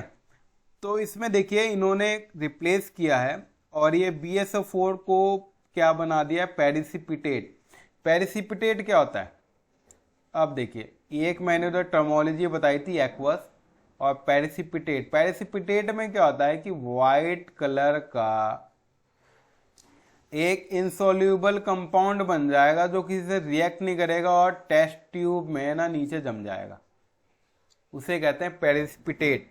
What is the precipitate, definition इसकी क्या कहेंगे, देखिए डेफिनेशन ये है, the insoluble substance formed is known as precipitate in a chemical reaction. Insoluble substance जो सॉल्यूबल ही नहीं है, केमिकल रिएक्शन हो गया, नीचे टेस्ट ट्यूब के नीचे जम गया, वो क्या हो गया, पेरिसिपिटेट। और नॉर्मली पेरिसिपिटेट वाइट कलर का ही होता है, इसलिए वाइट पीपीटी। अब केमिस्ट्री में ना पेरिसिपिटेट को पीपीटी लिख देते हैं, ऐसे पावर पॉइंट प्रेजेंटेशन नहीं, ये पीपीटी अलग चीज है। अब देखिए ज़्यादा नहीं बचा है, बस चैप्टर हमारा ख़त्म हो रहा है। हमारा आते हैं हम ऑक्सीडेशन एंड रिडक्शन पे। देखिए मैं बेसिक चीज़ें ऑक्सीडेशन और रिडक्शन के बारे में बता देता हूँ। कोई भी चीज़ है, ये है एक्स, अगर इसने ऑक्सीजन को गेन किया है, देखिए वो चीज़ ना पढ़ाने से पहले मैं आपको पहले क्लियर कर दूँ, एक्स सब्सटेंस ने ऑक्सीजन को गेन किया है और हाइड्रोजन को लूज किया है, तो ये हो जाएगा ऑक्सीडेशन। अगर कोई एक्स कंपाउंड है जिसने ऑक्सीजन को लूज कर दिया और हाइड्रोजन को गेन कर दिया, तो ये हो जाएगा रिडक्शन। देखिए दोनों वाइस वर्सा हैं, ऑक्सीजन को लूज करना ऑक्सीडेशन या हाइड्रोजन को लूज कर देना ऑक्सीडेशन, दोनों का मतलब सेम है। कोई भी कंपाउंड अगर ऑक्सीजन O2 है तो O3 कर लिया, तो इसके बाद वो ऑक्सीडाइज हो गया, भाई साहब ऑक्सीजन गेन कर लिया। अगर HCl रह गया ऑक्सीडाइज, क्योंकि उसने अपना H जो हाइड्रोजन था, ठीक है, O3 का O4 बन जाना, और ऑफिशियली बता रहा हूं, ऑक्सीजन का गेन हो गया, ये हो गया ऑक्सीडाइज। HCl का Cl2 बन जाना ऑक्सीडाइज, क्योंकि हाइड्रोजन इसने क्या कर दिया, छोड़ दिया। यही रिएक्शन है, इसके अलावा कुछ नहीं है इसमें। देखिए कॉपर को गर्म करोगे तो कॉपर जो है, इस एक्टिविटी में कॉपर को गर्म किया गया। एक्टिविटी में कॉपर किसी को हीट करते हैं तो क्या हो गया, ऑक्सीजन हीट दे रहे हैं, ठीक है, CuO कॉपर ऑक्साइड बन गया। तो इसमें क्या है कि कॉपर ने क्या कर दिया, ऑक्सीजन यहाँ पे गेन किया है, सॉरी हाँ ये ऑक्सीजन को गेन किया है, ऑक्सीजन को गेन किया है, और हाइड्रोजन का कोई स्टेटस ही नहीं है, दिखा था ना। और में जिसने ऑक्सीजन को गेन किया है तो ये क्या हो गया, ऑक्सीडाइज।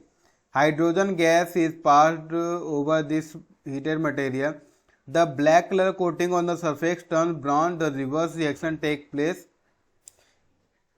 ठीक है। इस रिएक्शन को क्या है, CuO को दोबारा हीट करोगे, इस रिएक्शन को दोबारा हीट करोगे तो Cu+O2 बन जाएगा, इसलिए इसको रिवर्स रिएक्शन बोलना है। MCQ के हिसाब से इंपॉर्टेंट लग रहा है मुझे।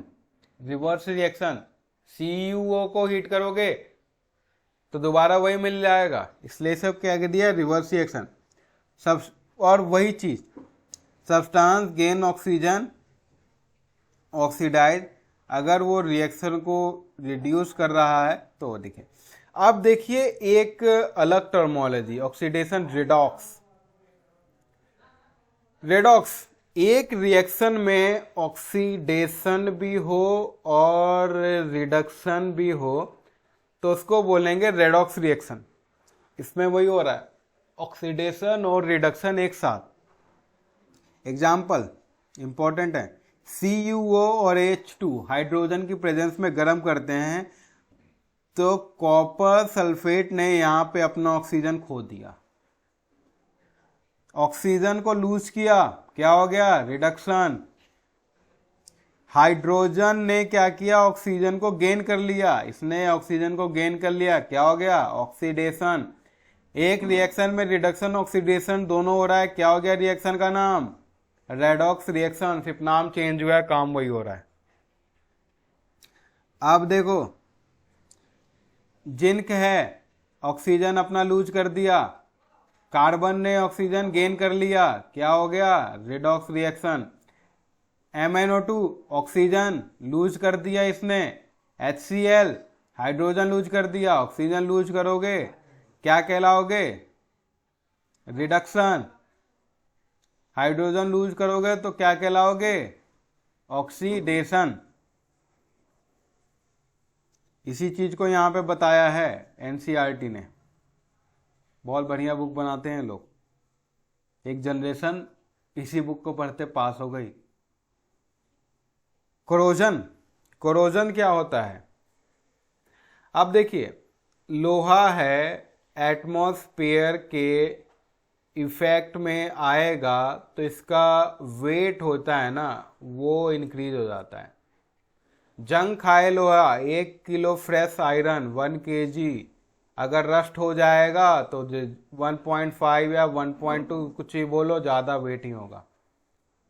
तो लोहे में जंग लगना, कोरोजन मतलब जंग लगना, लोहे में अगर जंग लग रहा है तो उसको कहेंगे रस्टिंग।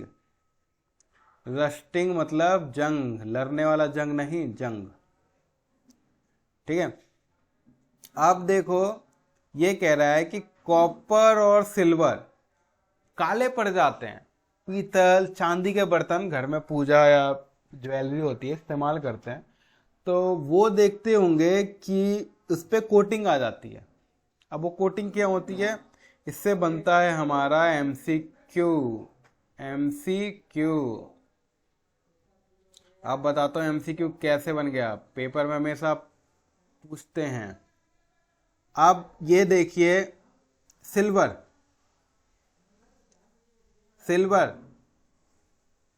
सिल्वर में आएगी ब्लैक कोटिंग, चांदी काली पड़ जाएगी। कॉपर के बर्तन इस्तेमाल करते हैं ना, उसमें आएगा ग्रीन कोटिंग। घर पे जाके पूजा करने वाली जगह पे देखना, लोटा रखा होगा जिसमें जल ढारते हैं, वो यहाँ पे कहीं ना कहीं उसमें हरा होगा।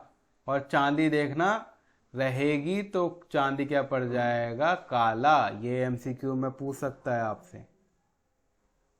किसी भी मेटल का एटमॉस्फेयर में आना, उसको चेंज करना अनदर कंपाउंड में या उसके ऊपर लेयर बन जाना, उसको क्या कहेंगे, CORROR, कोरोजन। कोरोजन एक बहुत सीरियस प्रॉब्लम होती है, इसलिए जो घर के जो हमारे दरवाजे होते हैं ना,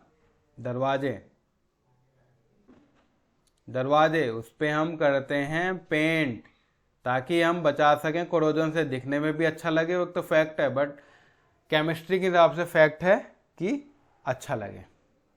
अब देखो अगला टॉपिक है रेंसिडिटी। रेंसिडिटी क्या होता है, रेंसिडिटी होता है खराब हो जाना।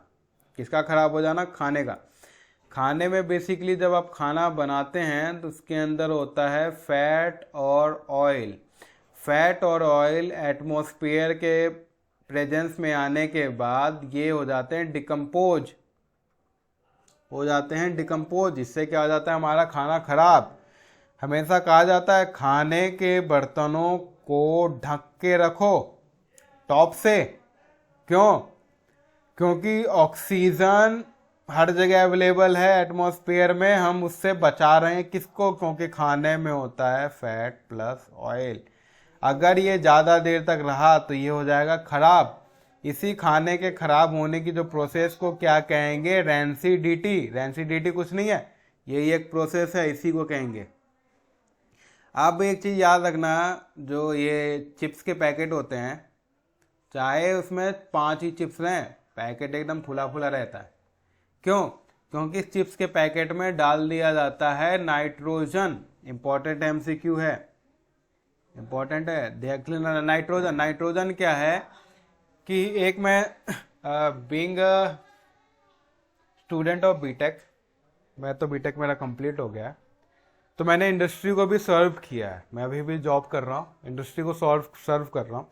उसमें मैं अभी पेट्रोकेमिकल इंडस्ट्री में काम कर रहा हूँ, पेट्रोकेमिकल इंडस्ट्री में काम कर रहा हूँ। ये एक कंपनी है, इसके अंदर हूँ मैं अभी फ़िलहाल। तो मैं क्या देखा है मैंने वहाँ पे कि जो तेल होता है ना, क्रूड ऑयल, क्रूड ऑयल को बचाया जाता है, कवर किया जाता है उसके वेसल, वो कंटेनर को नाइट्रोजन से। एक जनरल एग्जांपल लेता हूँ, जब ये सेकेंड फेज था ना कोरोना का, ऑक्सीजन की किल्लत हो गई थी, हमने अपने उन्हें खोया, हमारे परिवार में मैंने भी खोया, हमें ऑक्सीजन नहीं मिला, ऑक्सीजन कम था। हॉस्पिटल बने, बड़े बड़े हॉस्पिटल, बट किसी में ऑक्सीजन की सप्लाई नहीं, बहुत दिक्कत हुई, इशूज बहुत हुए, देश ने झेला, सरकार ने भी कोशिश की, बाहर से ऑक्सीजन मंगाया, ठीक है। इंडस्ट्री खरी उठी, पेट्रोकेमिकल इंडस्ट्री, स्टील, रिफाइनरी, सारी इंडस्ट्री उठ के खड़ी आई। इन्होंने क्या किया, इन्होंने इंडस्ट्रियल ऑक्सीजन सप्लाई किया। अब इनके पास ऑक्सीजन बनाने की मशीन नहीं थी, जो ये नाइट्रोजन बनाते थे ताकि ये जो कंटेनर है जिसमें क्रूड ऑयल है, इसको ऑक्सीजन से बचा सकें, ठीक है, ये नाइट्रोजन भर देते थे। तो इन्होंने इस प्रोसेस को रिवर्स किया और नाइट्रोजन से क्या बनाने लग गए, ऑक्सीजन। और यही ऑक्सीजन इंडस्ट्री ने सप्लाई की और लाखों लोगों की जानें बचा ली, वरना हालत और ख़राब हो जाता। तो जो नाइट्रोजन है ना, ये ऑक्सीजन को रिएक्ट नहीं करने देता। पेट्रोकेमिकल है, पेट्रोल रखा हुआ है आपके पास, ऑक्सीजन के साथ रिएक्ट कर जाएगा तो जल जाएगा, तो नाइट्रोजन। इसीलिए जो है, जो हमारी इंडस्ट्री है, उन्होंने हॉस्पिटल से ज़्यादा सप्लाई करने लग गए थे ऑक्सीजन। क्यों? क्योंकि इनके पास ये मेथड अवेलेबल था, लॉकडाउन था, कईयों ने अपनी इंडस्ट्री को सफ़र किया, जाने बचाई। सैल्यूट करो इंडस्ट्रियलिस्ट को, सरकार को, जिसने मदद की। अब तो ऐसा बुरा दौर आया ना, बट अब चीज़ें क्या है, ऑक्सीजन अवेलेबिलिटी अब पहले से बहुत अच्छी हो गई है, अब तो हम सप्लाई भी करने लग गए। ये कुछ इम्पोर्टेंट है जो आपने लर्न किए इस चैप्टर से। केमिकल इक्वेशन लिखना, बैलेंसिंग के बारे में, कॉम्बिनेशन रिएक्शन कंबाइंड होगा, डिकम्पोजिशन रिएक्शन, चीज़ें डिकम्पोज होंगी, एक्सोथर्मिक जिसमें हीट निकलेगा, एंडोथर्मिक जिसमें हीट देना पड़ेगा, और precipitate insoluble salt, gain of oxygen, loss of oxygen. तो ये मेरा 1.5 घंटे का लेक्चर है, I hope you will enjoy it. और मैं नेक्स्ट में इसके जो सैम्पल पेपर हैं वो भी सॉल्व कराऊंगा, ठीक है। खुश रहिए और पढ़ते रहिए, धन्यवाद।